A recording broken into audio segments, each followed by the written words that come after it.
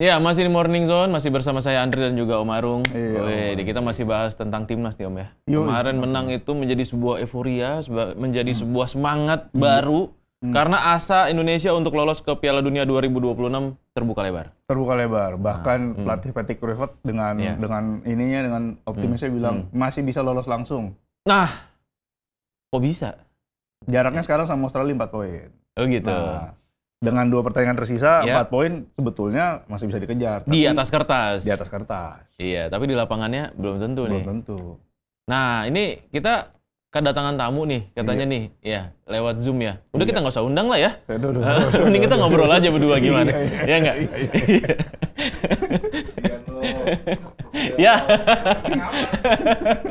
Dia kayaknya udah manyun tuh. Oke, kita sambut ini Om Hadi Febriansyah. Ini pengamat sepak bola papan atas. Papan Ya atas. kan, ini generasi kedua nih. Iya kan, setelah Bung Ais, Bung Ma'ruf. Nah, ini Bung Hadi. Bung Hadi. Ini generasi kedua nih nanti ya, the next generation. Jadi ini U17-nya lah kalau dari sisi pundits ya. Enggak, ini girls generation-nya. Saya SD dong. Om Hadi sehat Om? Sehat Mas, sehat Rum, sehat Rum. Sehat, Bang Hadi. Luar biasa Mantap. nih. Ini kita mesti ngobrol-ngobrol nih tadi ya, terkait soal kans Indonesia. Katanya Coach Patrick, dia bilang katanya bisa langsung lolos tanpa perlu masuk babak kualifikasi keempat ya? Iya, babak 4. Iya. Menurut Om Hadi sendiri gimana? Ya kalau misalkan Patrick ngomong kayak gitu ya dia harus ngelewatin 2 pertandingan yang berat. Pertama lawan Cina. Cina juga nggak bisa dianggap sebelah mata kan. Ketika kita main di kandangnya Cina yang banyak yang bilang timnas bisa menang, buktinya kita kalah 2-1. Itu juga jadi catatan khusus tuh buat lawan Cina nanti. Kalau misalkan lawan Jepang, nah ini yang sebenarnya kunciannya ada di Jepang. Kalau misalkan kita setidaknya bisa menang aja, atau enggak 1 poin, tapi hasil Australinya di 2 pertandingan sisanya juga blee, ya mudah-mudahan sih kita bisa langsung lolos. Tapi beratnya sih lawan Jepang sebenarnya, Rum, sama Mas Andri. Iya Gitu. ya, lawan Jepang ya. Kalau menurut Om Arung sendiri gimana? Jepang tuh kalau di Asia raja terakhir tuh. Iya. Udah tingkatannya udah dewa lah, setengah dewa kalau di Asia. Nah, kira-kira kan Australia juga lawannya pertama dia ketemu Jepang dulu nih. Betul. Sebelum lawan Indonesia, terus terakhir kandang Arab Saudi. Nah, kira-kira ada peluang Australia terhambat nggak tuh di 2 pertandingan itu?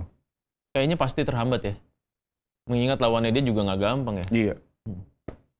Tergantung, kalau Jepang yang ngelepas juga ke lawan Australia, kalau ke lawan Arab Saudi. Nah, kalau lawan Arab Saudi ini kan Jepang nurunin pemain lapis keduanya. Jadi si Arab Saudinya bisa nahan si Jepang 0-0. Nah, kalau di kandang Arabnya mungkin bisa Australia terjegal karena di kandangnya Arab belum banyak tim yang bisa menang. Kecuali Indonesia kemarin Indonesia juga bisa menahan seri, tapi yang bisa diambil, yang bisa ketahannya sih paling di lawan Arab Saudi sih, kan mainnya di kandang sono di Arab Iya, gitu. Tapi Arab juga Kalau dipengen lawan ke Jepangnya sih menurut gua 50-50 ya. Jepang bisa seri atau lawan Jepang seri atau lawan Jepang bisa menang, karena Jepang ini pasti nurunin skuad lapisnya kayak lawan Arab, karena ya kita tahu sendiri Jepang kan udah pasti lolos ke Piala Dunia. Iya. Raja terakhir di Asia ya gimana? Bener. Jadi nggak, sebenarnya Jepang ini udah nggak ada beban ya, mau lawan siapa aja gitu ya. Udah nating tulus, Mas. Iya, Jepang itu berarti udah ya udah, gue mau kalah berapa juga, mau menang berapa juga. Iya. Tapi maksudnya intinya pasti kalau misalnya dia mau lolos. trial error dengan pasukannya dia, dengan timnya, dengan komposisinya juga itu kan sebenarnya sah-sah aja kan. Kayak misalnya banget. saya kasih lapis kedua nih gitu di lawan nanti nih di lawan Australia gitu. Iya. Ya bebas-bebas aja sebenarnya kan. Artinya Siapa tahu lawan Indonesia mainin lapis ketiga biar bisa menang. nah, itu lebih menarik kan. Liga SMA itu Jepang Liga SMA-nya juga. Liga SMA-nya Kapten Tsubasa dong. Waduh. Bukan. Nakatsu ya? Iya dong.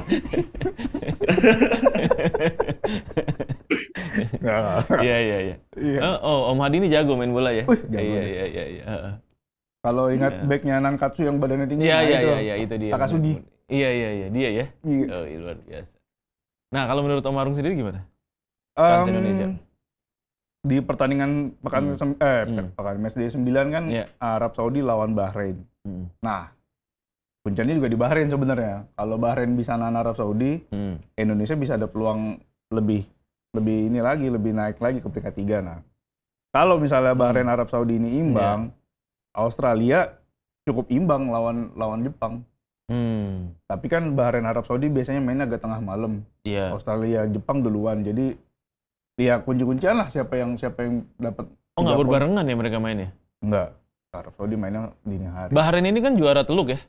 Iya, juara teluk. Kemarin menang lawan Arab Saudi kan? Nah iya, makanya. Bisa jadi ada kemungkinan dia menang nih lawan Arab Saudi nanti. Bisa jadi. Coba kita tanya Bung Hadi, gimana peluangnya Arab Saudi sama Bahrain? Ya, kemarin sih si pelatih Bahrain ngomong, ya semua masih bisa punya peluang karena ya hasil-hasil lain juga menentukan kan di grup C ini. Kalau misalkan, ini kayaknya pelatihnya Bahrain terpukul banget nih pas kemarin kalah 1-0 sama Indonesia. Mungkin pelampiasannya di Arab Saudi nanti karena dia juga punya rapor yang baik lawan Arab Saudi. Kemarin juga Piala Teluk menang lawan Arab Saudi, mungkin aja Bahrain bisa menang lagi lawan Arab Saudi dengan skuad yang ada sekarang. Kalau misalkan si Bahrain bisa menang lawan Arab Saudi, ya peta kekuatannya berubah lagi nih. Ya kemungkinan besar yang bisa lolos langsung ya berarti si Australia gitu. Dengan catatan mereka menang seri aja lawan Jepang. Jepang. Ya? Yang paling possible itu sebenarnya timnas itu masuk ke round 4 sih. Paling bisa itu sebenarnya timnas Indonesia. Itu Tapi paling reliable. Paling itulah Mas, paling masuk akal lah ya. Paling masuk akal. Timnas itu di posisi 3-4. Kalau misalkan ngejar posisi 2, menurut gue cuma ada keajaiban aja gitu dengan sisa pertandingan yang sekarang ini. Terakhir pula kita lawan Jepang lagi raja terakhir.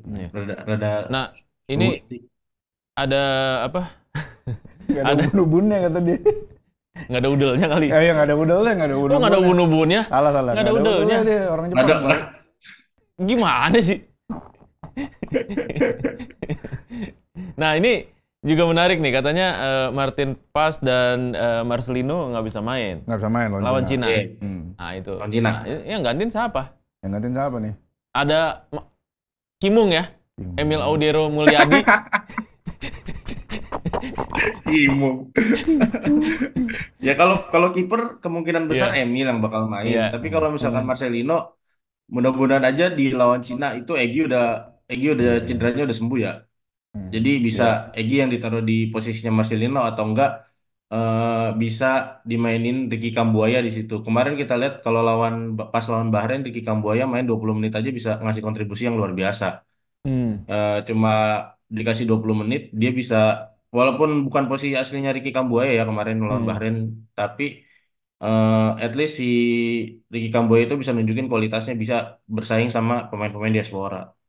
Selain Ricky Kambuaya, paling yang menurut gua paling pas main di posisinya Marceng ya berarti si Egy Maulana. Iya ya.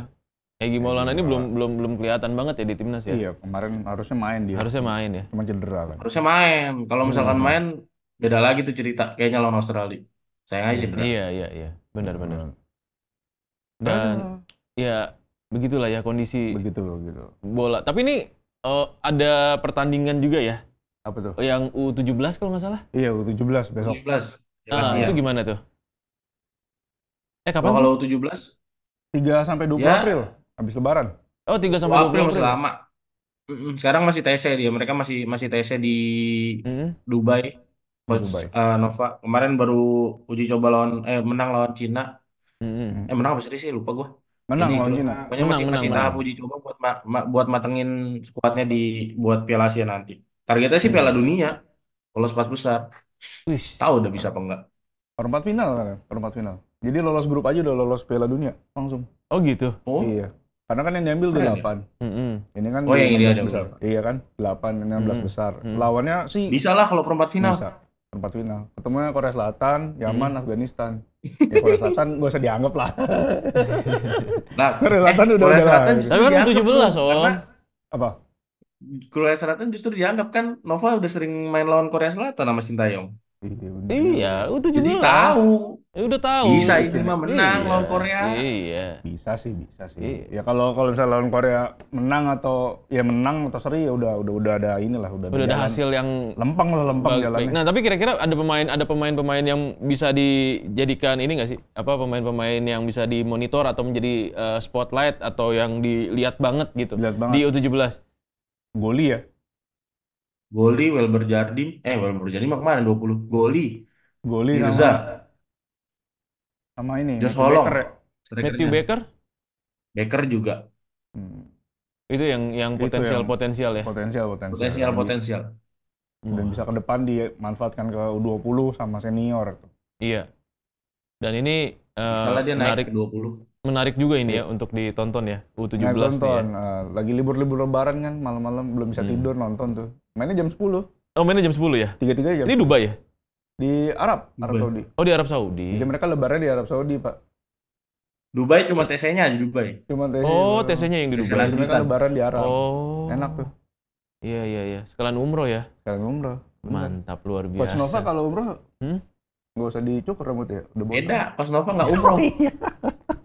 Coach Nova nggak umroh. Ada pernah umroh sejam tuh ada. Di mana? Itu saya. Ada pokoknya yang ngerasain umroh sejam tuh ada.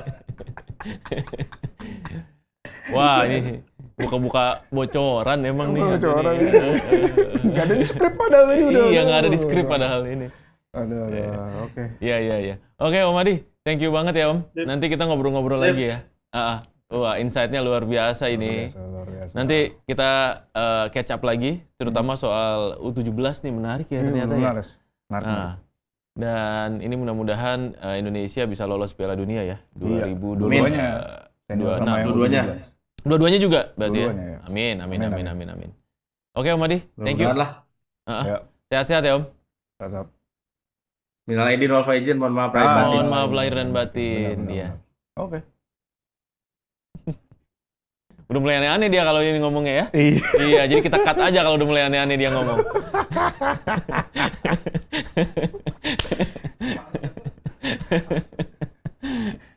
Iya. Tapi benar yang tadi dibilang ini ya Om Hadi ya. Memang peluang semua tim ini masih terbuka nih, terutama yang senior ya. Terbuka sekali, jadi masih ada potensi-potensi, ya kan. Bahrain juga nggak bisa dianggap enteng sama Arab Saudi, karena Bahrain juara Piala Teluk, ya kan, pernah mengalahkan Arab Saudi juga. Artinya di pertemuan nanti Arab Saudi juga bisa terjegal ya. Bisa terjegal. Terus kemudian Australia lawan Jepang, ini juga sebenarnya sengit juga gitu. Sengit. Iya. Grup C itu paling sengit. Iya, dan ini ada potensi juga bisa imbang atau bisa Australia pun juga kalah. Iya. Gitu. Nah, kalau misalnya hasil buruk diterima oleh Australia dan juga Arab Saudi, otomatis Indonesia bisa naik dong. Indonesia paling nggak bisa lewatin Arab Saudi, juga bisa mendekati poinnya Australia. Iya, kecuali kalau Indonesia menang di 2 laga terakhir. Iya, Indonesia menang 2 laga terakhir berarti poinnya 14. Nah, Australia pokoknya harus kalah di dua-duanya, jadi ya gitu. Iya. Ada potensi sih. Ada potensi, ada kemungkinan karena bola itu bundar ya. Apalagi masih ada Arab Saudi kan juga pengen ngincar ke tiket kedua kan. Iya. Apalagi dia terakhir lawan Australia. Kalau misalnya Australianya terjegal di lawan Jepang, dia menang lawan Bahrain, otomatis terakhir habis-habisan tuh, rebut-rebutan berantem. Oh iya, benar. Iya, tapi yang paling reliable adalah Indonesia itu lolos ke babak keempat ya. Yang paling realistis babak keempat. Iya. Tapi nggak menutup kemungkinan kita juga bisa langsung menembus Piala Dunia 2026. Amin. Mudah-mudahan ya, Okezoners ya. Iya. Nah, terima kasih Okezoners atas kebersamaannya. Ini episode terakhir nih Om. Iya. Sebelum kita libur selama Lebaran nanti sampai tanggal 7 dan insya Allah mudah-mudahan kita baru mulai lagi on di tanggal 9 April. Mohon maaf lahir dan batin. Ya. Dan selamat berhari raya. Hati-hati di jalan bagi Anda yang mudik dan ingat keselamatan dan kesehatan itu menjadi yang paling utama. Assalamualaikum warahmatullahi wabarakatuh.